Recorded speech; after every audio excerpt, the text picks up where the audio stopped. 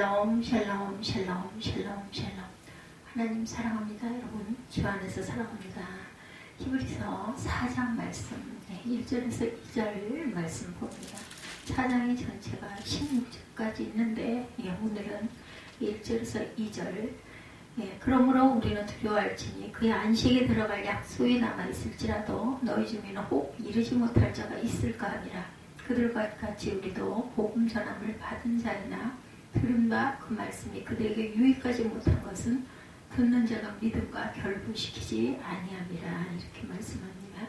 3절에 이미 믿은 우리들은 저 안식에 들어가는도다. 그가 말씀하신 바와 같으니 내가 노하여 맹세한 바와 같이 그들이 내 안식에 들어오지 못하리라 하였으나 세상을 창조할 때부터 그 일이 이루어졌느니라.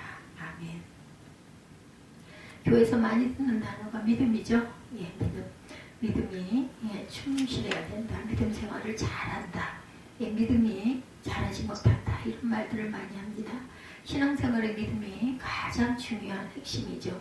근데 우리 성도들이 아니더라도 믿음이라는 것이 이 세상에는 필요합니다. 비행기를 타고 제주도로 갈 때 비행기가 나를 사고 없이 제주도까지 데려다 줄 것이라는 믿음이 있어야 비행기를 탈 수가 있겠죠. 만약 그 믿음이 없고 비행기가 추락하게 될 것이라는 의심과 불안이 가득하다면 비행기를 탈 수가 없고 제주도는 갈 수가 없습니다. 배를 타고 가겠죠. 또 배 타면 또 두렵지 않습니까? 배가 제주도까지 무사히 갈까? 가다가 풍랑을 만나서 배가 뒤집어지면 어떻게 할까? 사고가 나서 부딪히면 어떻게 할까? 자동차도 마찬가지입니다. 차를 운전할 수가 없죠. 내가 이 차를 타고 어디까지 잘 갈 수 있을까? 자신이 없으면 운전할 수가 없습니다. 가정생활도 마찬가지입니다. 아내가 집밥을 차려놨는데 이 밥이 정말 깨끗하게 정갈하게 잘 지어졌나? 밥에 좋지 않은 게 들어있지는 않나? 이렇게 의심을 한다면 밥을 먹을 수가 없고, 부부끼리 이 부분에 믿음도 없다면 당연히 부부의 생활을 유지할 수가 없습니다.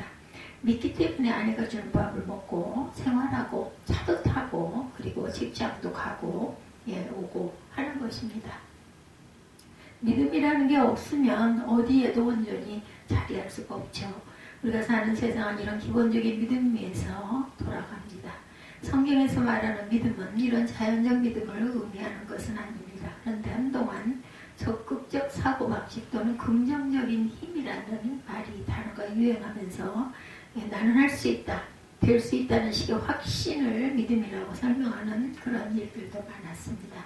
세상을 부정적으로 살지 말고 기대 수준을 최대한 높이고 밝은 미래를 믿으면서 긍정적이고 낙관적이고 적극적인 사고를 가지고 살면 실제 그렇게 기대했던 대로 이루어진다라는 거죠. 이것은 성경이 말하는 믿음이라고 할 수 없고 세상을 사랑하는데 바람직한 태도, 생활 철학이라고 말할 수 있죠.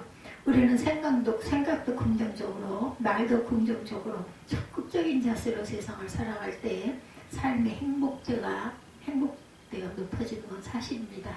그런 철학이 실제로 많은 사람들에게 용기를 가져다 주고 삶의 유익을 가져다 줍니다.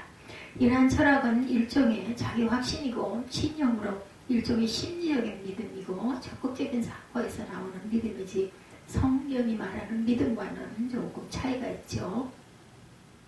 성경에서 말하는 믿음은 무엇보다 하나님을 믿는 것을 의미합니다. 즉 믿음의 대상이 하나님이세요. 그래서 성경이 가르치는 믿음은 자기 확신이나 적극적인 사고는 아닙니다. 성경에서 말하는 믿음은 자기를 신뢰하는 것이 아니라 하나님을 신뢰하는 것입니다. 성경에서 말하는 믿음은 자기의 뜻과 소원이 이루어질 것을 소원하고 확신하는 것이 아니라 하나님의 뜻과 계획이 성취될 것을 믿고 확신하는 것이죠. 오늘 읽은 성경, 히브리서 말씀이죠. 히브리서 전체의 주제가 바로 믿음이기도 합니다. 히브리서는 신약 성도들에게 우리의 믿음의 대상인 예수 그리스도가 어떤 분인가를 논리적으로 설명하고 그분을 우리가 어떻게 믿어야 마땅한가를 설명한 믿음의 권면에 그리기도 합니다. 오늘 본문에서 믿음의 효능에 대해서 말씀하고 있죠. 믿으면 어떻게 일어날까? 어떤 일이 일어날까? 약을 먹으면 여기 효능이 있듯이 믿으면 믿음의 효능이 있는 법이죠. 우리 1절에서 2절 다시 한번 봅니다. 그러므로 우리는 두려워할지니 그의 안식에 들어갈 약속이 남아있을지라도 너희 중에는 혹 이르지 못할 자가 있을까 함이라. 그들과 같이 우리도 복음 전함을 받은 자이나 들은 바 그 말씀이 그들에게 유익하지 못한 것은 듣는 자가 믿음과 결부시키지 아니하니라. 본문의 핵심은 히브리서 기자는 이스라엘 백성들이 하나님을 믿고 애굽에서 나와서 구원을 받았습니다. 근데 하나님의 최종 목적지인 가나안 땅에 못 들어가고 광야에서 죽은 백성들이 있었다는 거죠. 그들은 가나안 땅에 들어가지 못하여 하나님의 약속하신 가나안의 안식을 누리지 못하고 말았는데 그 이유가 그들이 말씀을 들었지만 믿음과 결부시키지 못하고 가나안의 약속을 믿지 못했기에 가나안의 안식을 누리지 못했다라는 설명입니다. 계속해서 히브리서 기자는 가나안 땅에 들어갔던 백성들은 하나님의 약속한 가나안의 안식을 누렸을까? 여기에 대해서 설명합니다. 안식이란 단어는 단순히 쉽다는 의미가 아니죠. 하나님이 주시고자 하는 최상의 복의 상태를 안식이라고 표현합니다. 우리가 아는 대로 가나안 땅으로 들어갔던 백성들도 사사시대는 적과 꿀이 흐르는 가나안의 안식을 누리지 못하고 비참하게 살았다는 시대가 있었어요. 그들은 왜 가나안 땅에 살면서 가나안의 축복을 누리지 못했나? 그것도 믿음이 부족해서 그렇다고 설명합니다. 즉 가나안 땅에 들어가지 못한 백성들도 믿음이 부족해서 그랬고 가나안 땅에 들어가서 하나님의 안식을 누리지 못했던 것도 믿음의 부족해서 그랬는데 이제 예수 그리스도의 희망찬 복음을 들은 우리도 복음의 풍성한 축복을 누리려면 그 복음의 믿음을 결부시켜서 믿음으로 반응해야 한다라는 말씀입니다. 그것이 히브리서 3, 4장의 주 내용입니다. 여기서 성경이 전반적으로 말씀하는 믿음의 효력을 정리해보면 믿음의 효력, 믿음으로 구원을 받는다. 히브리서는 믿음으로 구원받는 것을 기본으로 합니다. 성경의 중요한 구절 중에 하나죠. 하박국 2장 4절에 의인은 그의 믿음으로 말미암아 살리라. 아멘. 이 구절은 신약에서 중요하게 인용되는 구절인데 믿음을 설명해준 단적인 표현입니다. 믿음으로 의롭다함을 받는다. 이것이 성경의 중요한 원칙입니다. 믿음으로 구원받는다는 것은 구원이 하나님의 선물이지 우리 행위의 결과로 주어지는 것은 아니라는 거죠. 그래서 믿음으로 구원받는다고 할 때 믿음은 행위를 의미하는 것이 아니고 은혜에 구원받는다는 것이 성경의 가장 중요한 원칙입니다. 은혜로 구원받습니다. 우리는 행위로 구원받지 않고 은혜로 구원받는다고 아무나 구원받느냐 아닙니다. 하나님을 믿는 자, 즉 예수 그리스도를 믿는 자만 구원을 받는다. 그런 점에서 믿음의 그 효력 첫 번째는 구원입니다. 믿음의 효력 두 번째, 믿지 못하면 누리지 못하는데 반대로 믿으면 누린다. 하나님은 출애굽한 하나님의 백성들에게 가나안에서 안식을 약속하셨어요. 그러나 광야 백성들은 믿지 못했기에 하나님의 약속을 누리지 못합니다. 그 성경의 중요한 교훈인데 히브리서 4장은 그것을 말합니다. 히브리서 4장에서 설명하는 믿음은 두 가지 믿음이 있다. 그것은 하나님이 약속하신 것들을 누리는 믿음이 있고 하나님이 약속하신 것들을 누리지 못하는 믿음이 있다는 것입니다. 하나님이 약속하신 것들을 왜 누리지 못했어요? 믿음이 없어서인데 그 믿음이란 말씀을 듣고 순종하는 믿음이다. 히브리서 4장 2절과 히브리서 4장 6절을 봅니다. 그러면 거기에 들어갈 자들이 남아있거냐 복음 전함을 먼저 받은 자들은 순종하지 아니함으로 말미암아 들어가지 못하였으므로 오랜 후에 다윗이 그때 다시 어느 날을 정하여 오늘이라고 미리 이같이 일렀을 때 오늘 너희가 그 음성을 듣거든 너희 마음을 완고하게 하지 말지니라. 3장에서도 너희 마음을 완고하게 하지 말라고 말씀하셨고 4장에서도 똑같이 6절에 완고하게 하지 말라고 말씀합니다. 순종하지 아니함으로 안식에 들어가지 못했다. 그래서 누리는 믿음을 누릴 수가 없다라는 겁니다. 하나님은 풍성하신 하나님이지만 그 하나님의 약속을 믿지 못하면 하나님의 베푸심이 줄어들고 믿지 못하면 은혜의 그 곰핍, 핍절이 옵니다. 예수님이 오셔서 가는 곳마다 많은 기적을 베푸셨어요. 근데 예수님이 기적을 적게 베푼 마을들이 있었습니다. 그 마을들은 믿음이 없는 마을들이었습니다. 마태복음 13장 58절에 그들이 믿지 않음으로 말미암아 거기서 많은 능력을 행하지 아니하느니라. 같은 사건을 마가복음에도 설명합니다. 마가복음 6장 5, 6절에 거기서는 아무 권능도 행하실 수 없어 다만 소수의 병자에게 안수하여 고치실 뿐이었고 그들의 믿지 않음을 이상히 여기셨더라. 예수님의 능력이 줄어든 것이 아니고 그들의 믿음 없음이 예수님의 능력을 막았던 것이다. 마치 아무리 수도관이 연결되었다 하더라도 수도꼭지를 열지 않으면 물이 나오지 못하죠. 똑같습니다. 하나님이 주시고자 하는 것들을 풍성히 누리려면 하나님의 약속의 말씀에 믿음으로 반응해야 한다는 것. 그것은 마치 의사가 처방하는데 믿음으로 반응해야 병이 치료될 수 있는 것과 같습니다. 안 박사, 김우신 박사님이 불신이 병을 키우지만 믿음은 치료를 촉진시킨다 이렇게 말을 합니다. 미국 휴스턴 암 병문센터에서 30년 넘게 암만 진료해온 세계적인 암 전문가가 있어요. 한국인 이 김우신 박사님인데 그분은 장기려 박사의 제자로 신실한 기독교인이기도 합니다. 그분이 몇 년 전 중앙일보 인터뷰에서 이렇게 말합니다. 한국인 암 환자 중에 의사 말을 가장 안 듣는 사람들이 누군지 아느냐. 모르겠다 그랬더니 그는 의사와 간호사, 약사, 변호사들이다 이렇게 말했답니다.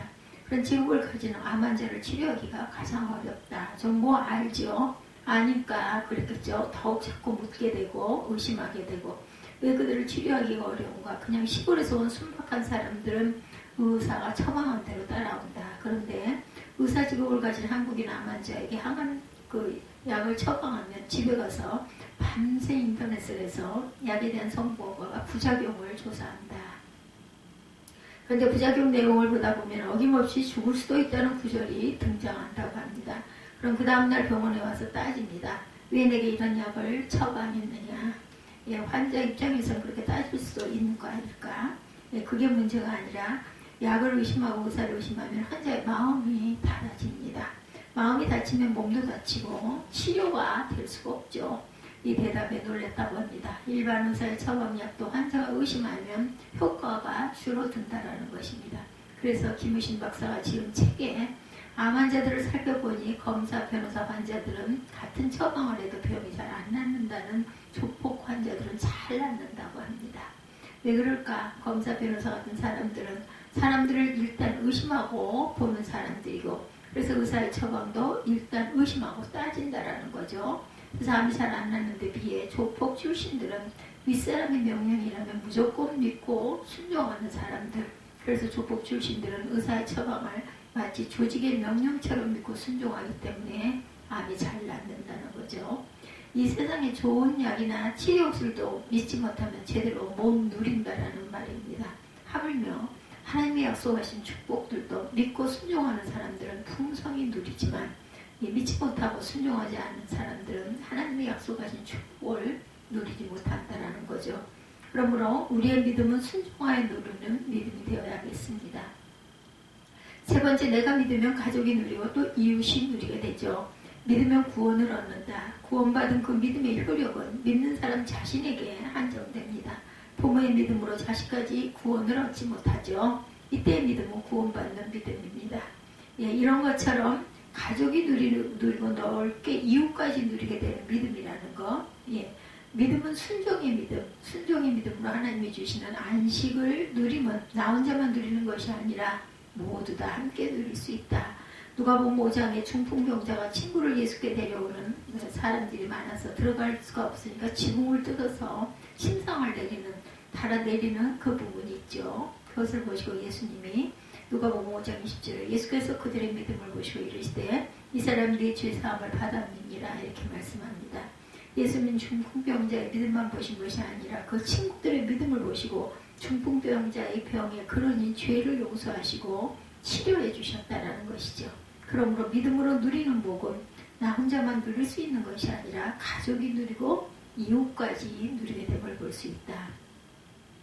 요셉 한 사람이 하나님께 순종하여 행하니 야곱의 가족 모두가 흉년을 이길 수 있었어요. 뿐만 아니라 애굽 나라 전체가 유익을 누립니다. 모세 한 사람의 순종으로 광야의 200만 이스라엘 백성들이 하나님의 은혜를 누리죠. 기생 라합 한 사람이 믿음으로 이스라엘 정탐꾼들을 살려주니 기생 라합만 구원받은 것이 아니라 가족 전체가 구원을 받습니다. 여호수아 1장 25절에 여호수아가 기생 라합과 그의 아버지의 가족과 그에게 속한 모든 것을 살렸으므로 이렇게 말씀하죠.